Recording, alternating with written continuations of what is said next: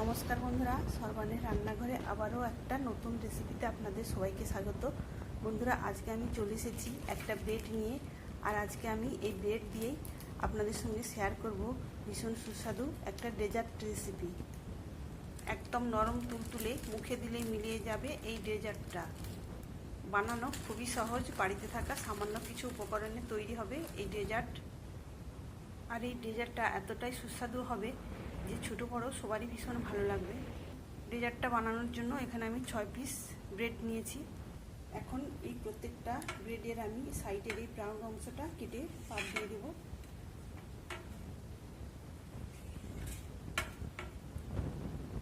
তো এইভাবে আমি এই ব্রেডের চারপাশের ব্রাউন অংশটা কেটে বাদ দিয়েছি। একই রকমভাবে আমি সবগুলোই এই ব্রাউন অংশটা কেটে বাদ দিয়ে দেবো। এখানে আমি সবকটা ব্রেডের সাইডের অংশটা কেটে নিয়েছি। আর এইগুলোকে আমি পরে ব্রেড ক্রাম্বস বানিয়ে নেব। এখন এই প্রত্যেকটা ব্রেডকে আমি এইভাবে হালকা হাতে বেলে নেব।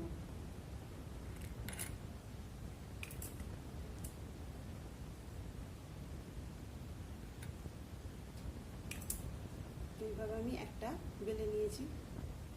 একই রকমভাবে আমি সবগুলো ব্রেডগুলোকে বেলে নেব।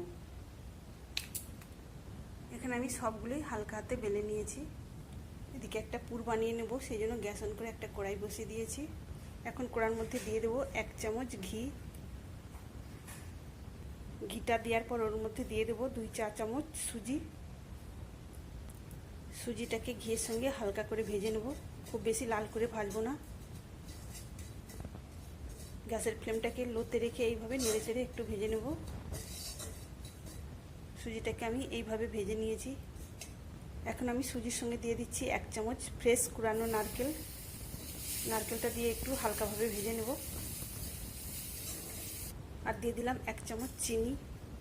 চিনিটা দেওয়ার পর আবারও সব কিছু আমি এভাবে মিশিয়ে নেব। সব কিছু মিশিয়ে নেওয়ার পর এখন আমি এর মধ্যে দিয়ে দিচ্ছি 1 কাপ দুধ। দুধটাকে দিয়ে এইভাবে অনবরত নেড়ে চেড়ে আমি পুরটা বানিয়ে নেব। এখন দিয়ে দিলাম সামান্য এলাচের গুঁড়ো। তবে পুরটাকে আপনারা আপনাদের মতো বানিয়ে নিতে পারেন। তো এই পুরটা অনেকটাই ঘন হয়ে এসেছে, এটাকে এখন আমি নামিয়ে নেব।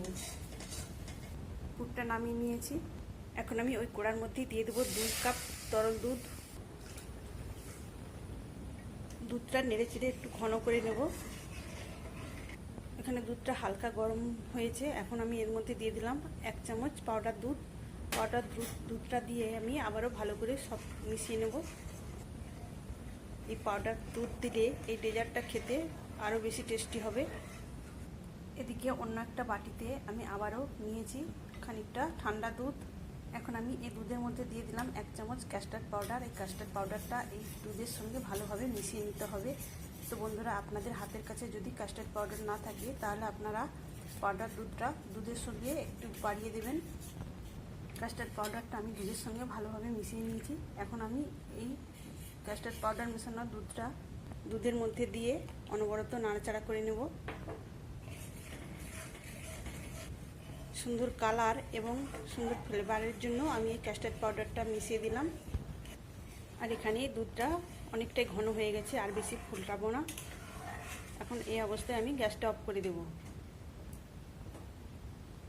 বন্ধুরা, আজকের রেসিপি আপনাদের ভালো লাগলে অবশ্যই একটা লাইক দেবেন। সেই সঙ্গে যেসব বন্ধুরা আমার চ্যানেলে নতুন এসেছেন অবশ্যই আমার চ্যানেলটিকে সাবস্ক্রাইব করে আমার পাশে থাকবেন।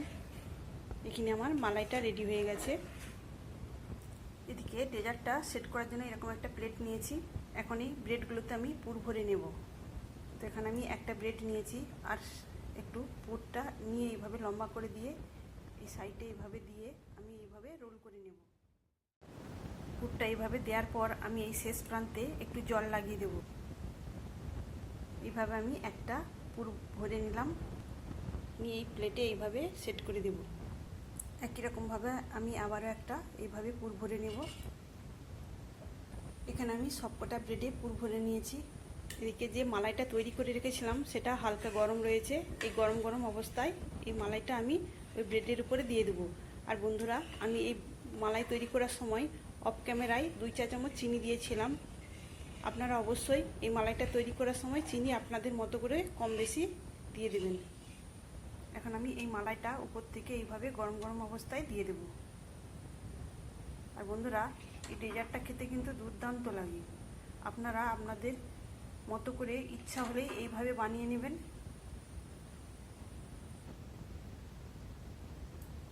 আর বন্ধুরা, আপনারা যদি এইভাবে একবার বানিয়ে খান তো বারবার বানিয়ে খাওয়ার ইচ্ছা হবে, এতটাই সুস্বাদু এই ডেজার্ট। আমি সুন্দর দেখানোর জন্য উপরে কয়েকটা চেরি কেটে নিয়ে এইভাবে সাজিয়ে দিলাম। আর দেখুন কতটা দেখতে সুন্দর লাগছে। আপনারা অবশ্যই এইভাবে বাড়িতে বানিয়ে সবাইকে খাওয়াবেন, আর কেমন হয়েছে আমাকে কমেন্ট করে জানাবেন। এখন আমি এই প্লেটটাকে আধ ঘন্টার জন্য নর্মাল ফ্রিজে রেখে দেবো। আর বন্ধুরা, এই ডেজার্টটা ঠান্ডা ঠান্ডা খেতেই বেশি ভালো লাগে। তাহলে বন্ধুরা, আজকের মতো আসি। সবাই ভালো থাকবেন, সুস্থ থাকবেন। ধন্যবাদ।